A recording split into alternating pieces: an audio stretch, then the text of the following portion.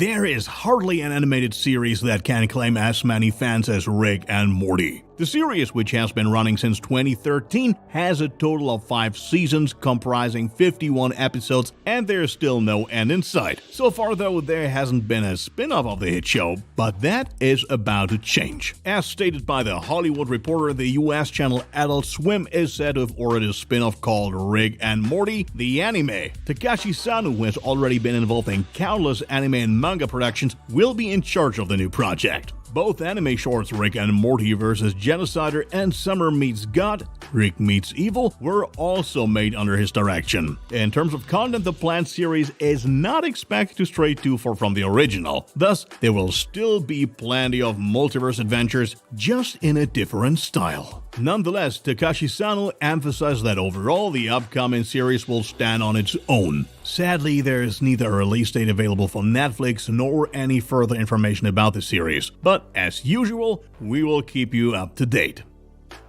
Next year, Dune Part 2 is already scheduled to have its cinema premiere. Those responsible have now finally agreed on an important cast. We are talking about Emperor Shaddam IV, the powerful ruler of the universe. Many actors were considered for the job, but in the end, Pulp Fiction actor Christopher Walken made the cut. That 79-year-old American has played a long list of disturbing or bizarre characters, which is why his casting as Emperor Shaddam IV appears to be quite fitting. Other newcomers include Florence Pugh as Shaddam's daughter, Princess Irulan, and Austin Butler, who embodies the villain Feyd-Rautha Harkonnen. By the way, the 31-year-old actor will soon be seen as Elvis Presley in the biopic Elvis by Baz Luhrmann. Feyd-Rautha is the nephew of Baron Vladimir Harkonnen and is said to be in no way inferior to his uncle in terms of ferocity and cleverness. In the first film adaptation from the 80s by David Lynch, the character was still played by pop star Sting. As with the first part of 2021, Denis Villeneuve will be directing the film. Many actors from the first movie will also be back, most notably, of course, Timothée Chalamet as Paul Atreides, Zendaya as Johnny, and Rebecca Ferguson as Lady Jessica. We are eagerly awaiting further news and look forward to Dune Part 2, which is said to be released on October 20th, 2023. The civil court war between Amber Heard and Johnny Depp has been going on for a few weeks now, and it still seems as if there's no other topic for many film fans. Now, the 36-year-old Heard commented on her role in the upcoming Aquaman and the Lost Kingdom because it was cut down very much due to Johnny Depp's allegations. She's said to have repeatedly received new and shorter versions of the script, and a crucial action scene was even entirely dropped from her part. Moreover, she stated she had to fight very hard for her role in 2018's Justice League, which was probably at the high point of her marital crisis with Johnny Depp. She also recently complained in court that many PR appearances and even her relationship with the L'Oreal company had been affected. Meanwhile, however, there is little sympathy for her even among movie fans who are not classic Johnny Depp groupies. After all, her ex-husband had to go through exactly the same thing, and it's unclear what will happen to the respective careers of the two. For Johnny Depp, though, a comeback to Pirates of the Caribbean does not seem ruled out, at least according to producer Jerry Bruckheimer. There are 2 screenplays for Part 6, one with Margot Robbie and one without her.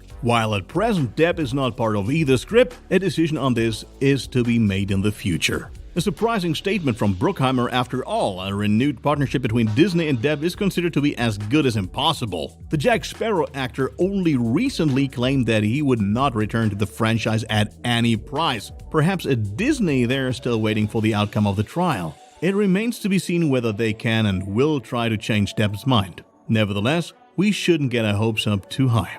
One thing is at least in sight, and that is the end of the civil trial. This was originally scheduled to end on May 27th and is unlikely to take much longer. Surely a great day for YouTube recommendations, which are flooded with court case videos.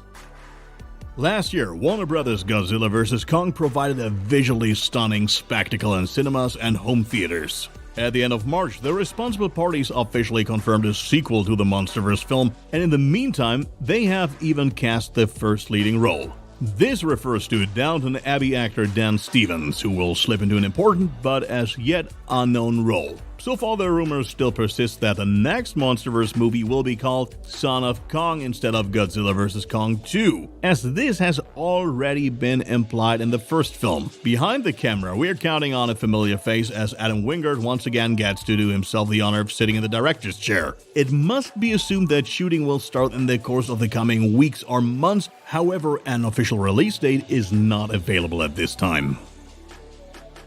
It was only in February that Homeland actor Rupert Friend was cast as the antagonist Belisarius in Rebel Moon. Yet it is already evident that this was only a short-lived affair, as he has already left the project a mere 3 months later. As Deadline reports, there were scheduling conflicts between different projects, which is why they now announced the signing of Deadpool actor Ed Skrein as a replacement. This announcement comes right on time since the shooting of Zack Snyder's Rebel Moon already began at the end of April. The plot is still largely kept under wraps. We only know that a peaceful colony on the outer edge of the galaxy is suddenly threatened by the tyrannical villain Belisarius. From now on, the colony's salvation is in Korra's hands as she recruits the most capable warriors on several neighboring planets. Further, her mysterious past is supposed to be of great importance, but that's all we know about the storyline so far. Up to now, quite a number of actors have been cast. Besides Sofia Boutella as Korra and Ed Skrein as Belisarius, the cast also features Ray Fisher as Bloodaxe and Jimon Honsu as General Titus. Also newly revealed has been the signing of 3 actors, namely The Last Man on Earth actress Cleopatra Coleman, Hawkeye actor Frey Fee, as well as Halloween actress Ryan Reese. We are excited to see director, screenwriter, and producer Zack Snyder bring the cast harmoniously in front of the camera. There is currently no release date for Rebel Moon, which will officially be available on Netflix.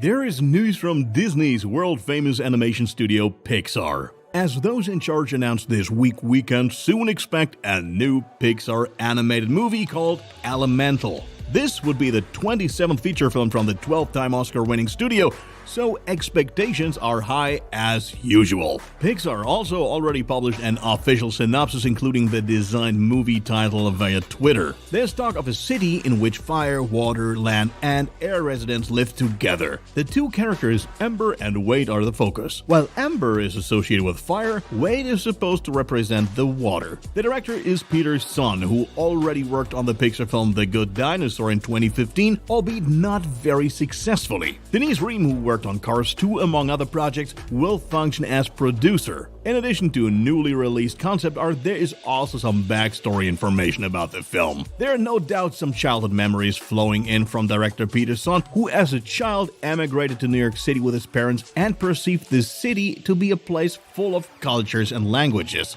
Certain elements can be blended and others cannot, which will certainly be illustrated in a creative way in the film. We are definitely excited and hope that director Peter Son will have greater success with Elemental than he did with The Good Dinosaur. The movie will be released starting June 16, 2023, but it is not yet known whether it will be shown in theaters or if it will be only available on Disney+. Which news did you find most interesting this week? Feel free to let us know in the comments. There were also plenty of new trailers this week, such as for She-Hulk, The Boys, and the next Predator installment, Prey. Have fun watching.